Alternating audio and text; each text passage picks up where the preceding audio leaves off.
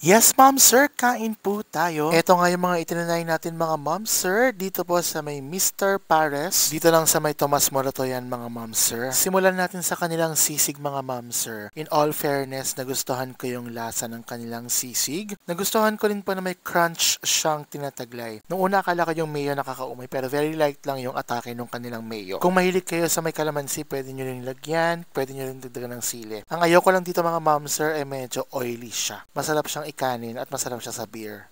Wow. Ito naman po mga ma'am sir, ang kanilang overload na pares. Meron niyang lechon kawali, chicharon bulaklak. Tapos meron na rin niyang bone marrow. Tapos meron din siyang libreng extra na sabaw. Anli na rin yung rice niya mga ma'am sir at may pa soft drinks na rin. Kung tutuusin, medyo sulit na to mga ma'am sir. Masarap din po yung kanyang lasa. Hindi siya super tamis kagaya ng ibang mga pares. Hindi lang siya kagaya ng ina-expect ko na of course malapot yung sarsa. Ito talaga mga ma'am sir, soup na po talaga siya. At yun nga po mga ma'am sir, nakita niyo naman po medyo oily po yung kanilang soup. Kayo po mga ma'am sir, saan po ang paborito nyong parisan? Yun lang mga ma'am sir, this is Sir Mark. Maraming salamat. Enjoy!